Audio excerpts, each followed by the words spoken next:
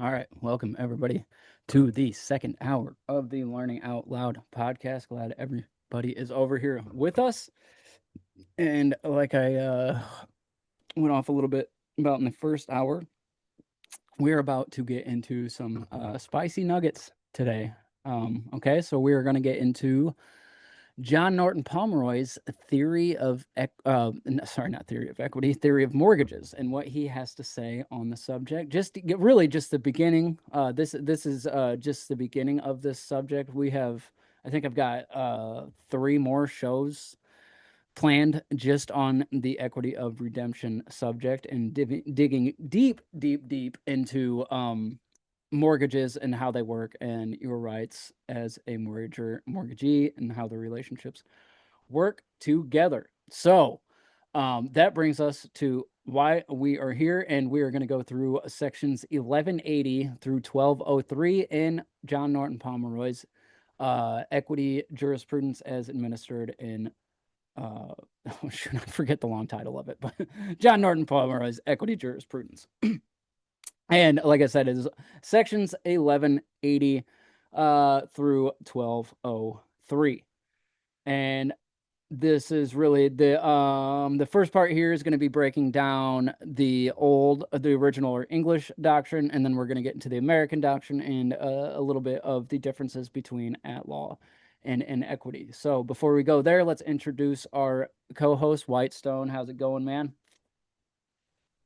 Doing well. I actually went through and read this section of mortgages a couple nights ago, and it's very interesting the way the equity jurisprudence has been changed over the centuries, and the equity of Mm-hmm. redemption, I think, is one of the biggest changes that equity has kind of introduced into basically law in general. It's a huge thing, and it's something that everybody I think needs to pay attention to and understand.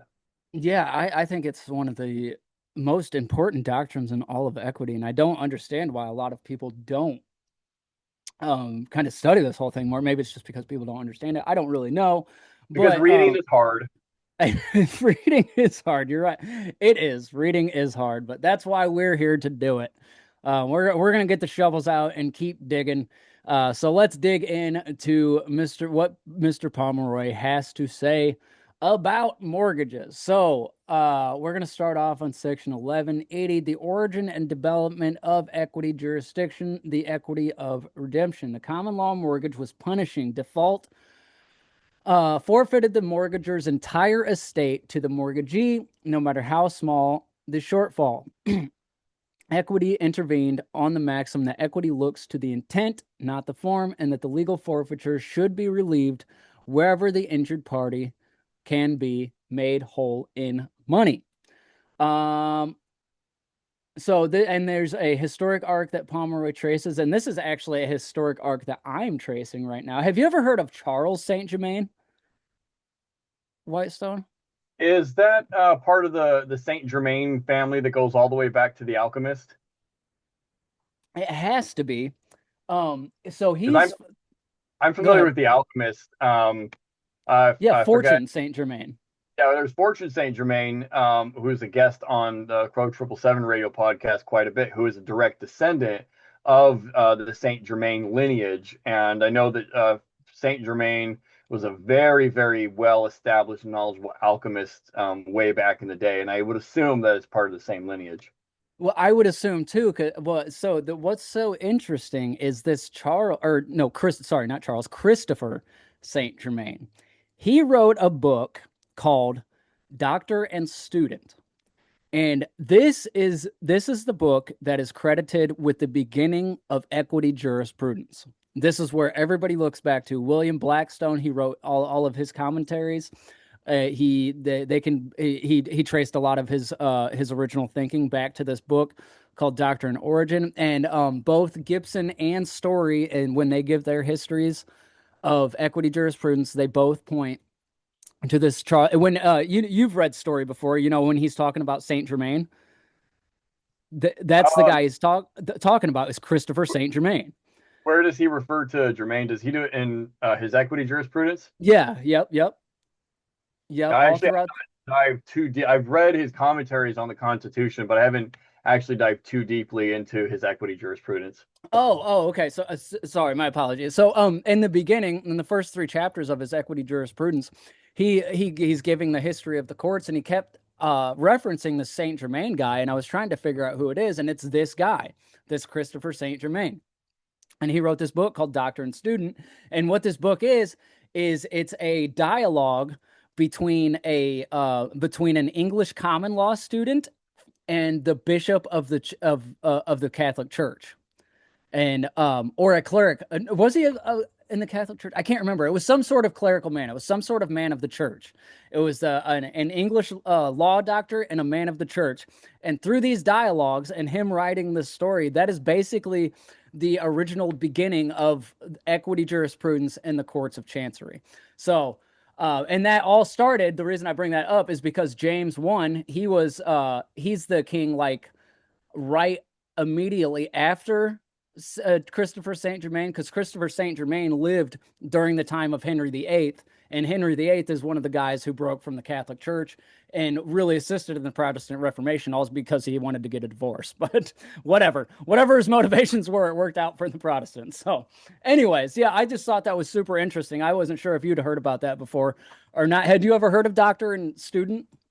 No, and I just did a quick lookup on it. So Doctor and Student came out in 1528. Yes. It Well, is known as the actually, foundation. there's a dispute on the date. It's either 1518 or 1528. I've seen two Okay. different dates. So, yeah. But what's interesting is, I mean, the equity jurisdiction actually started back in like 1340 and was kind of cemented by the end of the 1300s. Right, but this is actually bringing like the chancery courts. This is when Oh, they're actually bringing in they're coming up with the equitable maxims and shit through this book. And oh, like so he they're basically started like cementing and system. This is the beginning of the the systemization systemization. of Yeah, equity. right, Okay. exactly. This is where they're coming up with all of the equity doctrines and maxims and principles and all of that stuff. This is considered the beginning of that, them actually putting it on paper and stuff. And it's actually a really good read. I'm only a couple chapters into it, but it does seem very interesting so far. So I'm excited to break into that. But I anyways, just go ahead. No, you're good. I actually just pulled it up on so there's a website, it's called the Law Book Exchange. Um Oh, and nice.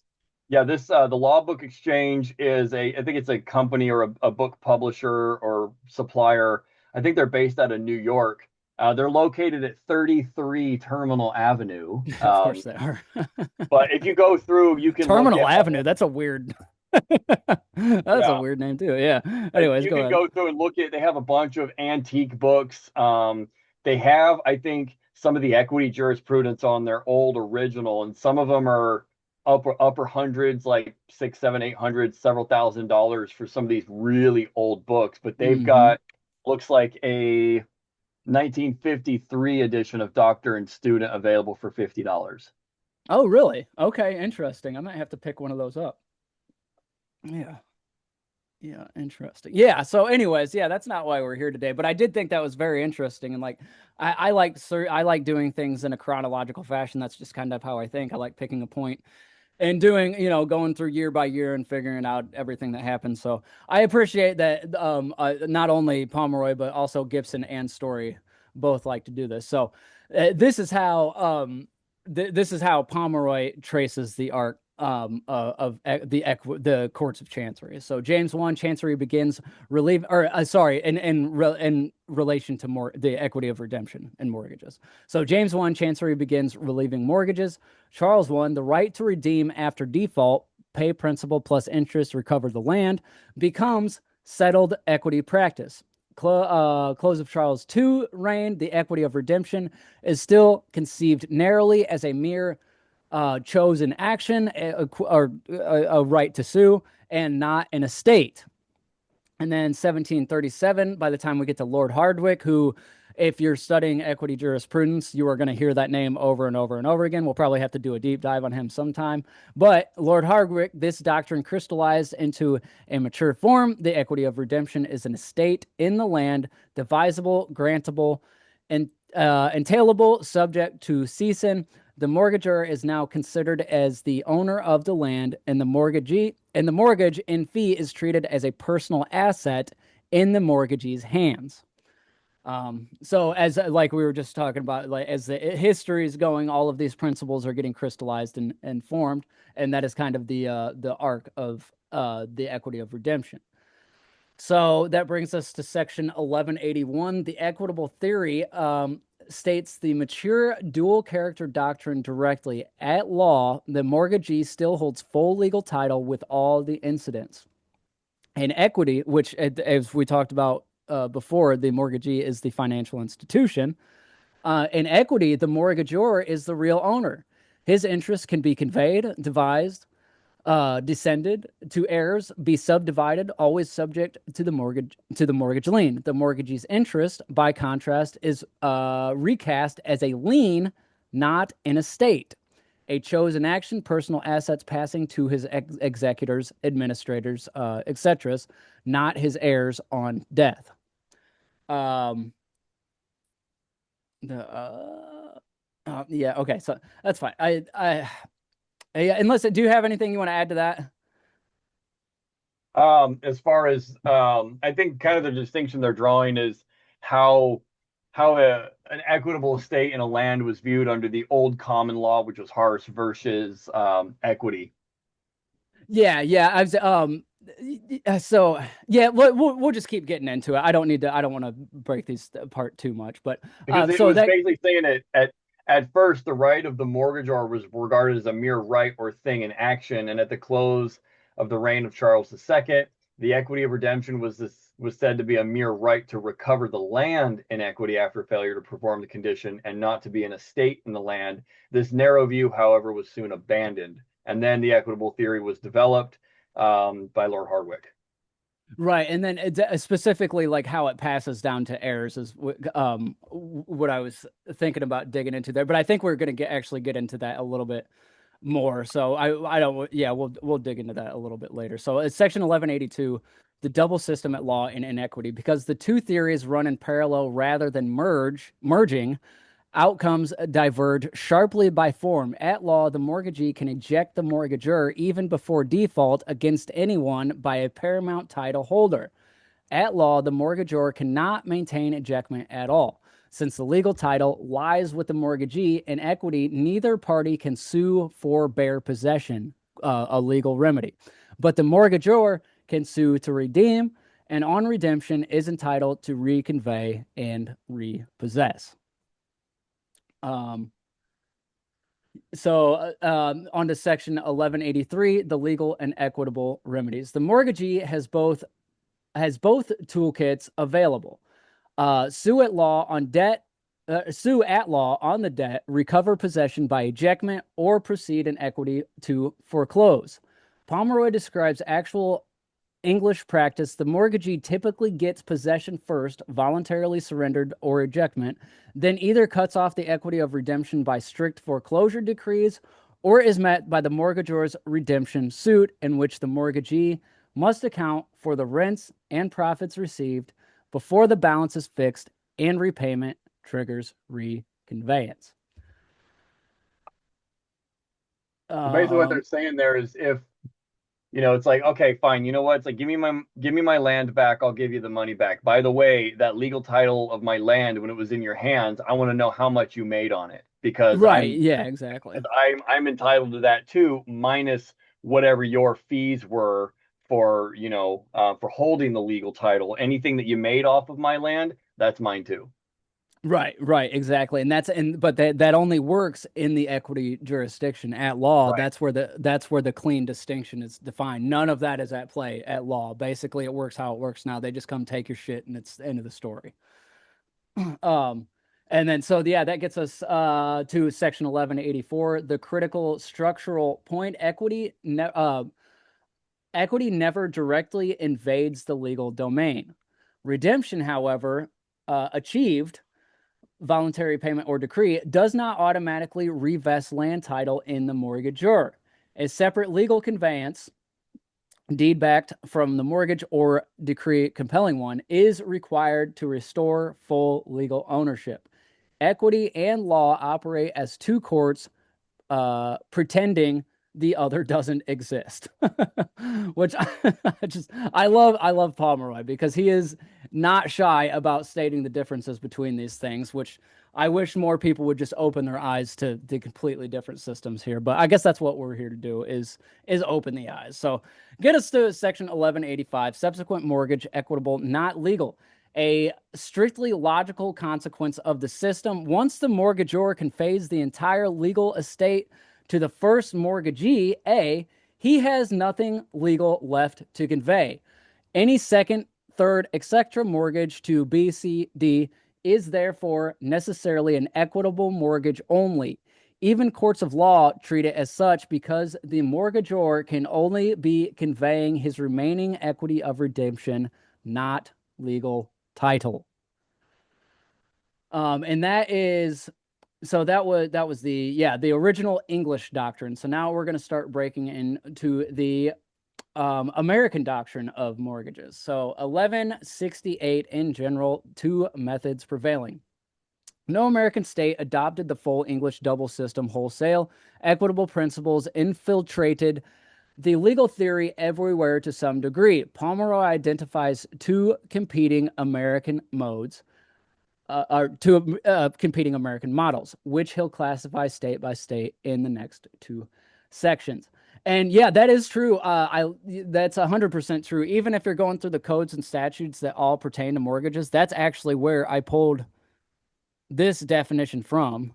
Is the what is I can't remember what title this is from. Where that definition is from.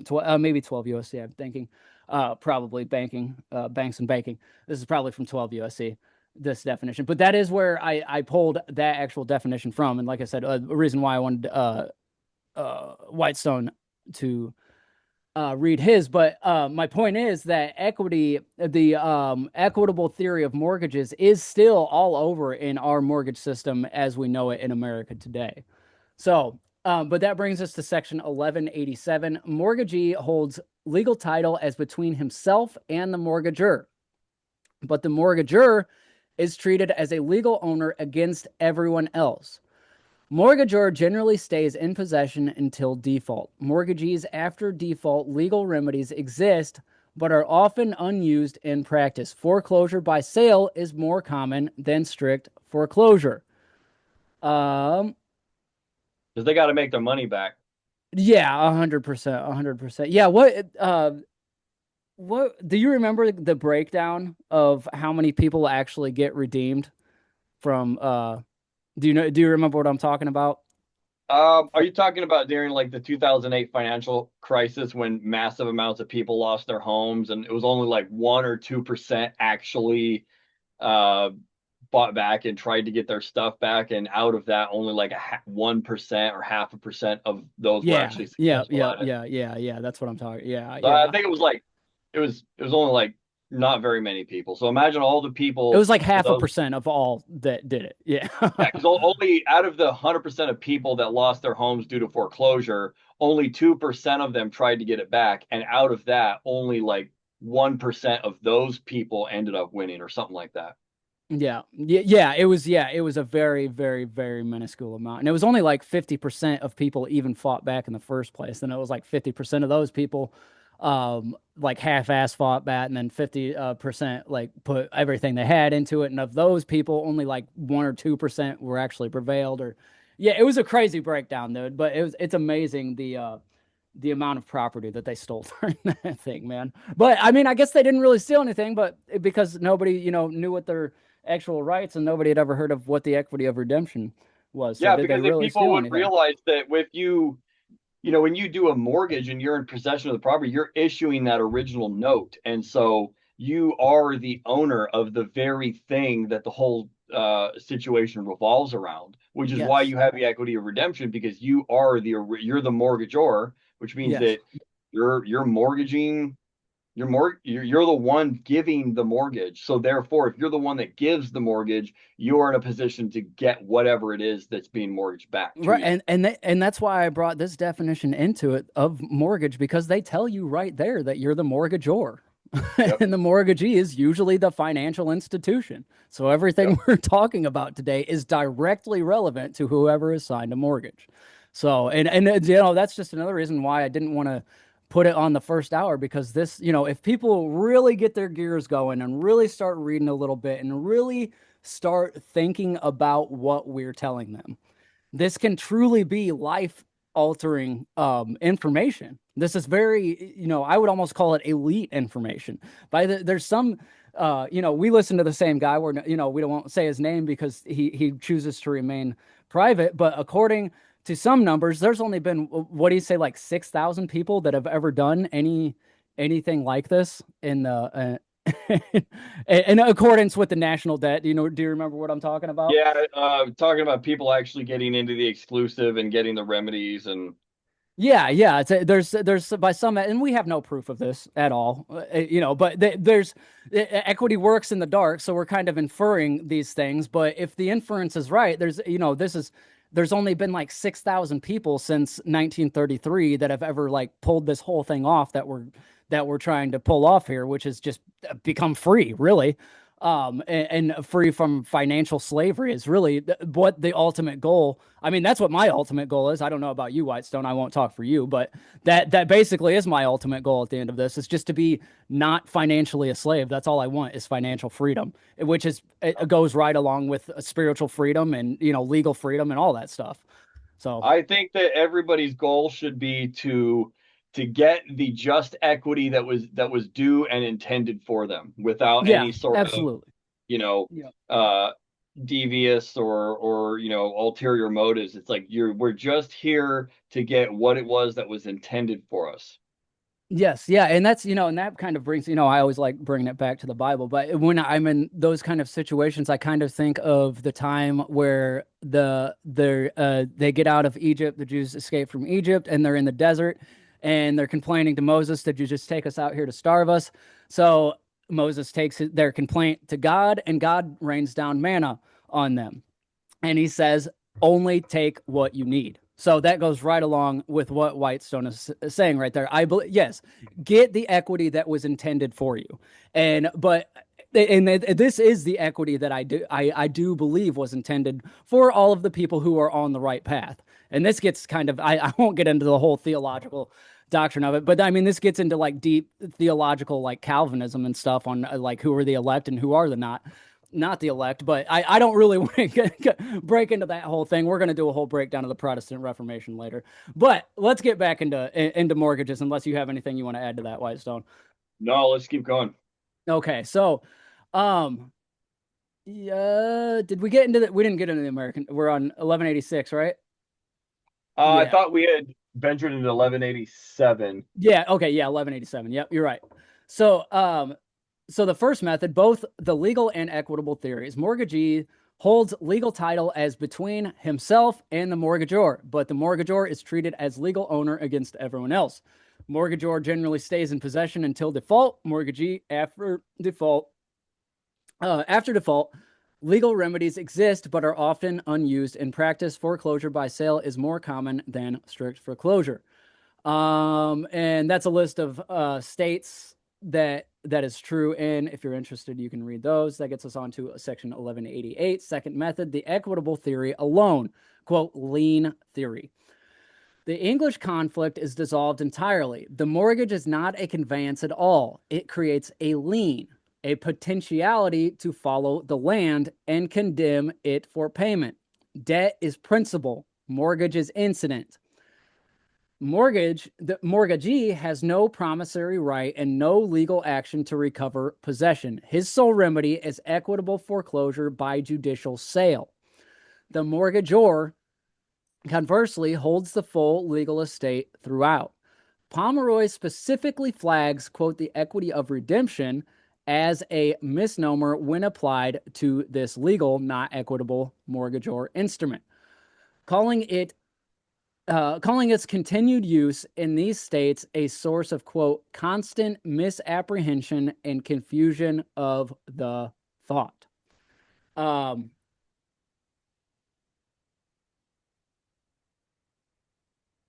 so yeah, So he's basically he's talking shit about the legal theory right there.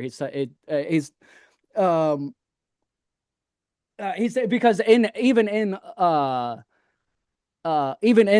there is something called the equity of redemption. But basically, what he's saying there is that it's kind of a misnomer to even call it that. So the mortgagee in possession under this method, the apparent wrinkle in lien theory, even though the mortgagee holds no estate, if he lawfully obtains possession while the mortgage subsists, courts let him keep it against the mortgagor. The mortgagor's only remedy is a redemption suit in equity, not ejectment at law. Pomeroy identifies this as a holdover of old common law thinking that never fully reconciled with a pure lien theory. Later courts hold the line by insisting the mortgagee's rights to retain possession rest on his lien, not on an estate.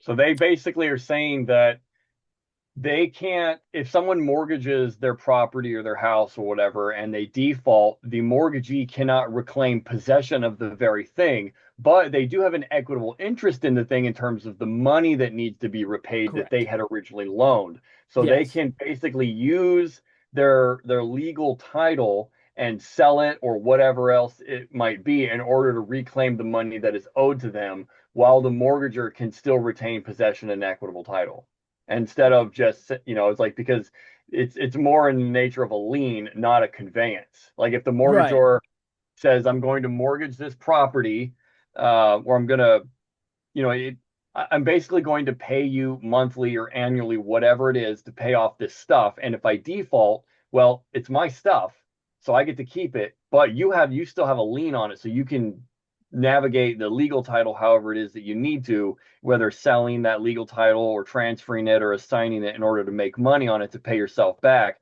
because of the mortgager's default. Right. Yep. Yep. Yep. Yep. Yep. And And that's why yeah. that's So why they're calling it, like, they can't retain possession of the thing, but they do have an equitable interest in the thing without actually coming into possession of it. And I think that at law, what are they saying, that the mortgagee holds no estate if he lawfully obtains possession while the mortgage subsists. Courts let him keep it against the mortgagor, and the mortgagor's only remedy is a redemption suit in equity, not ejectment. So he's right. basically saying that the outlaw side is still holding the old idea of that. Right. Yeah. Yeah. Yeah. Yeah. Exactly. And that's yeah. And that's and yeah. Yeah. Yeah. We'll just keep it there. Um. So that gets us on to section 11 and 90 equitable remedies of the parties under this method. The complete role reversal from the English system stated explicitly in England, equity protects the mortgagor, redemption, reconveyance, and lien theory states equity protects the mortgagee, enforcing the lien via judicial sale for quote unquote foreclosure becomes something of a misnomer here. No equity of redemption is literally extinguished. Rather, a legal estate is transferred to the purchaser at judicial sale. The mortgagor needs equity only in the narrow case where he's surrendered possession to the mortgagee and must sue to redeem and force an accounting. Um, and yeah, I think So they're basically saying that on the outlaw side, they're going to give it to the mortgagee, and it's up to the mortgagor to go and do equity and say, well, hold on, I'm going to file a bill in equity for the equity of redemption to get my stuff back.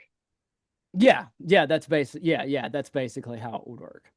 And yeah, and because the two systems are so flipped on their head, one works in direct contrast with the other. So I guess it really depends on which side of the fence you're sitting on, if you're the financial institution or if you're the mortgagor, on which remedy you would want. Obviously, in our case, it's probably going to be the equity of redemption is the remedy you're going to go. So you're going to have to go in through the exclusive equity jurisdiction and to accomplish that task. Um, and so, yeah, that gets us into section 3 of what we're going to talk about today. And these are the final sections of this, of what we're going to talk about. It's sections 1192 through 1203. And these are various forms and kinds of mortgages. So just digging down a little bit deeper into the points we've been making today, but hopefully everybody's staying with us today. I know this is a lot of really this is a deep discussion here. And like I said, I just hope everybody's staying with us. We're doing our best to break this down in most simple terms that we can. But so let's keep going. So inequity in mortgage is security for a debt. We probably should have looked up the definition of security too before we got into this, but that's all right. The operative equitable definition: a mortgage is a pledge, charge on the property, real or personal, securing an antecedent, present or future debt redeemable on repayment. The fundamental test: if a debt exists and the conveyance was not intended as present payment discharge of it, but as continuing security, equity treats the instrument as a mortgage regardless of its form. So a more simple way to state that is wherever a debt exists, there is a mortgage. If I'm understanding that right, you would agree with that, right, Whitestone? Especially if there's collateral involved that's put up for Right, security. right. Yeah, exactly.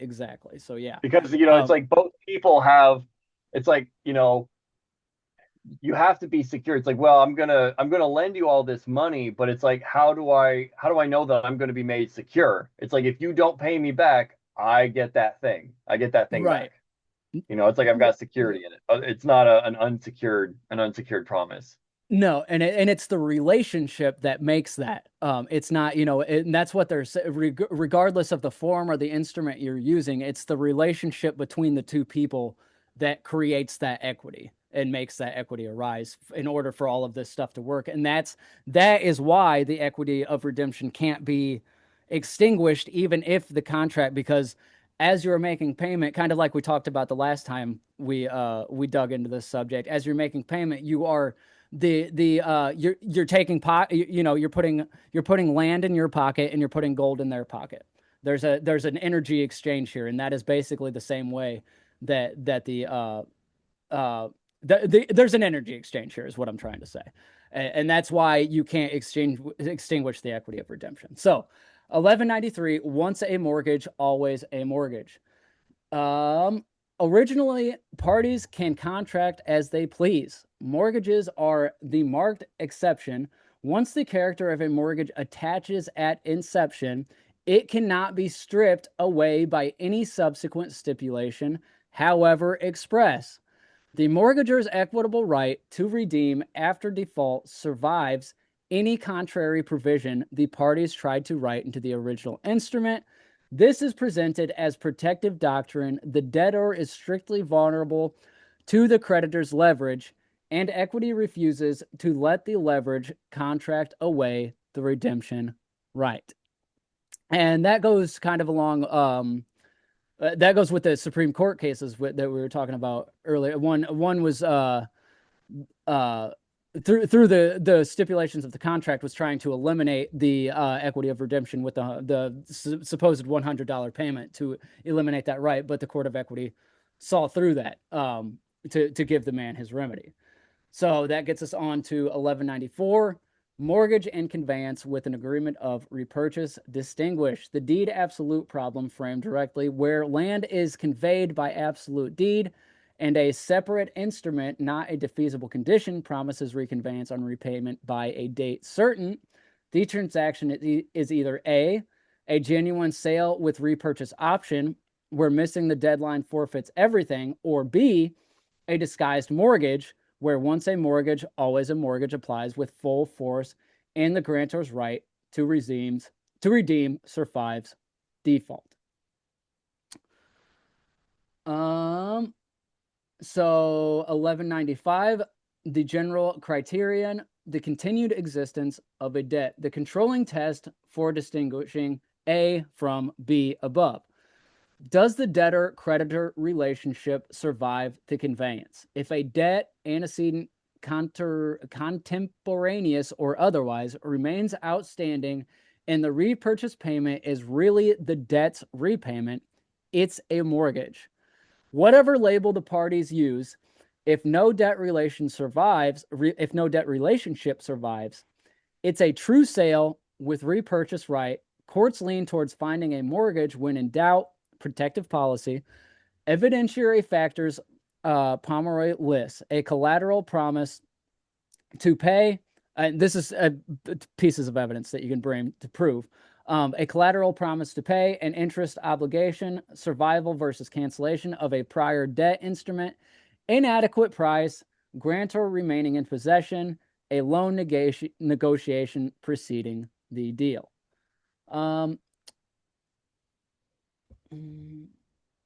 Okay, yeah. So 1196, a conveyance absolute on its face may be a mortgage. Extends a doctrine to the hardest case. A deed that is absolute on its face with no written defeasance or repurchase agreement at all can still be shown by parole, oral evidence, parole extrinsic evidence to be a mortgage in substance, binding on the original parties and on anyone taking under the grantee who is a bona fide purchaser for value without notice. Rationale: it would be a virtual fraud for the grantee to insist on absolute ownership when he knowingly accepted the deed merely as security. Presumption favors the deed being what it says it is. Overcoming the presumption requires evidence that is, quote, clear, unequivocal, and convincing. Once established as a mortgage, full mortgage rights, remedies attached, foreclosure available to the grantee, redemption available to the grantor, and the grantee in possession is treated as a mortgagee in possession, accountable for the rents and profits. And this touches on presumption here, and I just want to just touch on a little bit that, like, this right here, this section is why keeping records of everything is so important, because if you are ever in this situation where you do need to prove that it is a mortgage to invoke your equity of redemption, the evidence that you present must be, quote, clear, unequivocal, and convincing. Even though the court of equity is going to be looking for the mortgage anyways, you need to have clear records to prove your side of the story, no matter what side you are on. So do you want to add anything to that before I continue yapping here? We're coming to the end of No, it here. just about the records.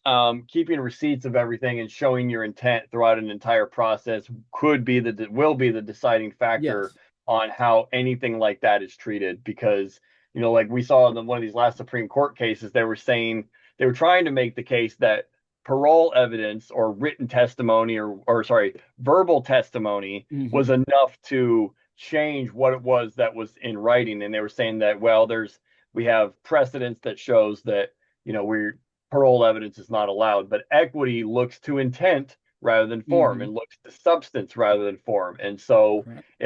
if something on its face is written one way, but by parole evidence and the behavior of the parties indicates another thing, equity will take that into consideration in how it's treated. Right. Right. Yeah, absolutely. Absolutely. And like, yeah, like I just wanted to touch on that. That's this stuff right here. This is why the important, because believe me, I hate keeping records. I despise it. It's the least enjoyable thing in the entire world to me, is keeping records. I hate it so much. And I really hated it when I always thought that keeping records was like for the government, and that's the only reason why I did it, was to keep, so they could keep track of me and shit. Records And then can keep you out of jail, trust me. yes, exactly. But keeping records is what keeps you free and safe, and like, and it keeps your family in line. Like an example I like to bring up of this whenever I go on tirades about this is like, so to be so it's a rumor. Obviously, I don't have any full proof of this, but it makes sense to me because of the things that I study. So to be a part of the royal, or not the royal family, but the Rothschild family, like say you're a woman that wants to marry into the Rothschild family, one of the things they say that you have to do is keep a daily journal and keep records of absolutely every transaction you make, no matter how big or small. And then you take that, all of those notebooks that you have, and then they put those into a private trust. And that's how they keep absolutely everything in their life private, and that's why you'll never know how much money they have. That's why they're allowed to do whatever the fuck they want, because they understand how all of these things work. And they do it all through record keeping.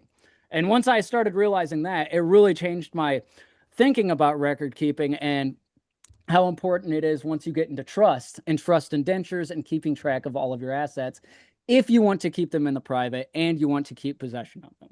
So, yeah. So unless you got something you want to add, I'll go ahead and we can go ahead and finish up these sections here. No, and well, what I will say is those records, people might think, oh, that's just a diary, but equity will look at everything, Everything. Yeah. everything, because a diary and a record, is basically a record can be looked at as an affidavit and acknowledgement of things performed and things done, and with no evidence to the contrary, that stands as proof. Absolutely. Absolutely. And why do you think they make people keep records when they marry into that family? They know what they're doing, dude. They ain't gonna let Yep. anybody fuck up their shit. And I will Nobody. say to anybody out there, because this is what I do, is anytime you receive anything, whether it's correspondence or acknowledgments or anything like that, is you keep the original, make a copy of the original, have a hard copy, and make a digital backup. Oh yeah. And so that way you've got the original, you've got a physical copy of the original, and you've got a digital backup. And then make sure that that backup is secure somewhere so that no matter what, if you lose one, you've got a version of it somewhere else. Yeah, I've got redundancies on all of my stuff. At least 3 digital redundancies just in case Yep. something happens. I got a private, a separate hard drive just for this shit. Because yeah, it is just that important once I started realizing that stuff. And it makes it a lot less burdensome when you're like, "Oh, I'm doing this for me. I'm doing this Yeah. to protect myself. I'm doing this, protect my family, protect my assets, protect It's everything. I'm called, not doing it yeah, for the it's called government." CYA. Cover your ass. Cover your ass. Yes, that's exactly right. That's exactly right.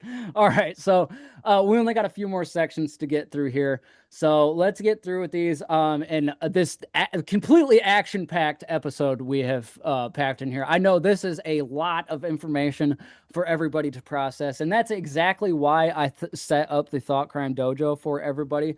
So as you're going through this, and even as you're listening to the show, you can be going through and referencing all of the things that we're talking about. You can look up all the Supreme Court decisions that we talk about, all of the sections in Pomeroy and stuff. And I provided a digital asset for you so you can go through each episode and remember these things and start to get edified, just like we're trying to do, because we're really all in this journey together. That's what I'm trying to do, is foster a community of people who just have the same goals.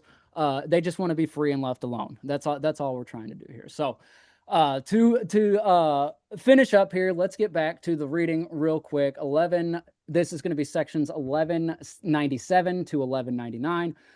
Mortgages to secure future advances. 1197, as between the parties. Mortgages securing future advances, whether the mortgagee was obligated or merely had an option to advance, are valid and enforceable for whatever was actually advanced within the mortgager's mortgage scope.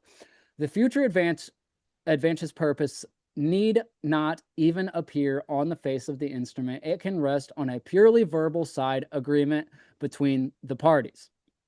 1198, against subsequent encumbrances purchasers.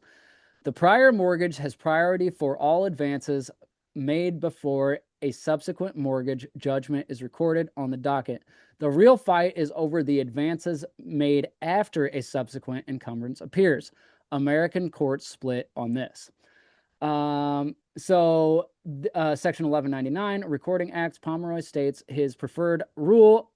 If the future advances mortgage reasonably states its purpose, recording it gives constructive notice to later encumbrances, who must then inquire fully, but a later record encumbrance does not give constructive notice back to the earlier mortgagee. Result, the prior mortgage generally keeps priority even for the advances made after later recording, unless the prior mortgagee has actual notice. He documents a compelling line of cases and a further split on optional versus obligatory advances, and does not hide his own view. He sides explicitly with the prior mortgage wins rule as the other, based upon the true principle. So basically, he is invoking the first in time equity, where there are equal equities, first in time shall prevail. And that includes recording. So if they didn't record Yes. that they had a claim, then all prior liens and things like encumbrances are still valid because they never got notice. And if there are prior encumbrances or liens on something, and then somebody goes in and records it, it doesn't extinguish that prior lien or encumbrance unless someone can prove that the entire time they had superior title, and it can kind of negate those prior claims. Right. Yep, exactly. Yep, so that gets us to our last sections we're going to talk about today, and that is sections 1200 to 1203, mortgages to secure several different notes. Section 1200 describes the mechanism, multiple notes, same date of execution, staggered maturities, single mortgage securing all. 1201, if all notes mature simultaneously, all assignees share pro rata. If notes mature at different times and are assigned to different holders, states split three ways. A majority rule, priority follows order of maturity, first in time doctrine, pretty much. Option B, minority rule, no priority at all, pure pro rata regardless of majority order. And C, a third rarer rule, priority follows the order of assignment, not maturity. Parties can override any of these by expressing agreement, binding on later assignees. So that only gets into like situation we were talking about a little bit in the hour one, like if you've got a mortgage and you've got different assignees on the same mortgage. You're basically like loaning out different pieces of land and stuff. That's a little bit heavier doctrine that we don't really need to expound on too much here. So 1202, assigning one note alone without the mortgage is an assignment pro tanto of the mortgage interest. Each assignee is charged with notice of the other's equitable interest through the mortgage itself. In majority rule states, the earliest maturing notes holder can foreclose and force a sale, cutting off later note holders unless they redeem first. And section 1203, different rules where the mortgagee assigns some notes and keeps others. The assignee gets priority over the retained notes, regardless of the maturity order, because the mortgagee, having sold the note and taken the price, cannot equitably claim to share, let alone prioritize, ahead of the person he sold it to. So basically that just gets into like if there's more if there's more than one person on more than one party or transaction on one note, this is kind of like the orders on which people are going to get the remedy and the different situations on which they are going to get the remedy. So that brings us to the end of the second hour. That's a full breakdown of Pomeroy's theory of mortgages, and I realize that this is a lot of big, thick, scary. Well, not scary, but this is some big stuff right here. Once you're getting into mortgages, you're really getting into like the bottom of the barrel of equity jurisprudence and what all of this stuff really means. You're getting into trust, you're getting into mortgages, that means you're really getting into the mechanisms of how all of this stuff really works, and not only on its face but also behind the scenes. The at law stuff is kind of how stuff works on its face, and then behind the scenes is when you get into equity. So that's all I got to say on it, man. You got anything you want to add, Whitestone? No, I mean, I will just say that people really need to start reading source material. Yeah. If you want to understand how this stuff works, and like you've mentioned, a lot of these law groups out there and some of these, patriot groups, all they do is it's a little bit of an echo chamber, and they pick up little things in here or there, and whatever little nugget they find, they think that's the answer, and they try to beat down doors with it uh, Yeah. without understanding the law and without Yeah. understanding the development of the law and their place in it. And that's one thing which, and this is going to give me some flack, but it's like you got to get out of the angry monkey mode and get into the dedicated scholar mode, because how many angry monkeys throughout history have ever achieved anything worthwhile other than creating other angry monkeys, and it doesn't contribute to remedy. You really have to get into a scholarly sort of mode, and you have to study and you have to understand, and you got to be honorable. I mean, that's part Yeah. of why this country is, they say that the Constitution is one of the greatest documents that was ever written, was The best, because dude. it is steeped and couched inside of equity. which is trusts and mortgages and waiver and consent and benefits and privileges. And so if you want to understand the Constitution and your rights and your privileges, then you really have to understand the doctrines that it's built on, which is why you have to read. And people out there that are forming entire identities, associations, and groups based on only the first two amendments of the Constitution, which is freedom of speech and the right to bear arms, are actually missing the point. Now, it's not that those Yeah. two things are not important, but you got to understand the entire document and how it was formed and why it's there for our benefit. And if you don't, you're just going to be spinning your wheels. So get copies of Pomeroy and Story and read what they have to say about mortgages. And also understand that a mortgage is not just a a financial note or a note that you give somebody to retain property and make payments on. That's one form of a mortgage. A Mm-hmm. mortgage could be, it's like, hey Dustin, I'm going to give you this little box of nicotine here. You can have it and you can use it, but you'll have to just pay me back by Thursday in 3 installments. Right. So Mm-hmm. I'm mortgaging it to him. And if I Yeah. give him this box of nicotine and he goes through and uses all of it and hasn't paid me by the end of the week, I am the mortgagor. So I have the equity of redemption. And so I'm like, all right, look, you didn't I want my nicotine back. And you're like, well, I spent it already. It's like, okay, well, the money that you would have paid me back with, just use that to buy me another box. Yeah. And so that whole arrangement right there is a mortgage. I mortgaged Mm-hmm. my property for future payment.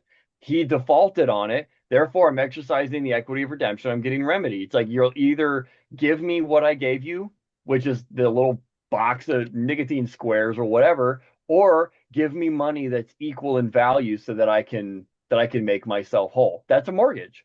And Yeah. so really, if you think about it, a mortgage is just a relationship between you and another person concerning property or the trading of property or however you're going to do that. And like let's say I gave him this box and there's 20 pieces in there and I'm like, "Hey, this is you can use it, just pay me back." And so then he takes that box and he starts handing it out to all of his friends, and now they're using it. Well, can I join them? Can I buy joinder? Name all of them parties as well, saying, "Hey, that box actually already had a lien on it, and you ate out of it, and it's with or without notice. He didn't give you notice that he was borrowing that stuff, and so all those 20 people." You guys are either jointly or severally liable to give me those 20 nicotine squares back. I don't care how you do it. And a court of equity is going to be like, look, one of you has got to pay this guy his $6 back or give him a Yeah. box. And Who's that going to gets do it? into our last sections is what order are you gonna do it in? Yeah, exactly. They It's like need to who start reading 1203. What orders who's gonna be paying back first here? Yeah, and or the judge might say, you know what, all those 20 people that you named on Joinder that got one, technically in the original agreement, the mortgage, it's like there was no intention that I was going to allow the property that I mortgaged to be given to other people. So therefore, he's, solely liable for it, and everybody else is off the hook. Or, there's you got to really take these seemingly high-end concepts and boil them down to everyday normal interactions and just see, the interactions that you have with normal people every single day. Start looking at mortgages in those light and those terms. Then when you start reading Supreme Court cases and, everything else, it's much easier because you had that basic foundation first instead of, okay, there's designees and heirs and beneficiaries and signees and trustees and defaults and defeasances. It's like, oh crap. It's like, look at the basic definitions of those, apply them to an everyday scenario with things that cost, I don't know, like a pencil or a cup of coffee or something. Understand the interaction from that point of view, and then build up in complexity because all complexity is nothing more than successive layers of simplicity. And Hmm. so you just gotta you boil it down first and then work up from there. And that's my soapbox. No, that's a great one, man. Yeah, we've been soapboxing a lot this show, but that's all right. I think I think it's important, man. I think we're coming up into a time of history where these concepts are actually going to become really important, and they're going to become really important for people to understand. They always have been, but everybody sees what's going on in the world right now, and everybody's looking for remedy, but they're getting there's a lot of confusion out there. on what the real remedies are. So I think that's our role. I think that's what we're here to do, is bring the real remedies to people. Not saying we're the arbiters of truth or anything like that. I'm not saying we're fucking legal experts or, we're one of these gurus out here. God, that's the last thing I want to be, is one of these law gurus. And that's not in my cards at all. But what we're out here trying to do is just spread the truth as we understood it and as we find it. And really it's all through the Bible for me. That's where I found all this truth, and that's where I get all these concepts. And that's why next week we're going to be going back into the Bible and the redemption stories from there. And we're just going to keep on trucking through this and flip-flopping between Pomeroy and the Bible. And we hope to see everybody over here for next week as we jump back into the Bible. And that's going to be it for today. So never forget to seek truth and honor the Creator above all, and let that be the whole of the law.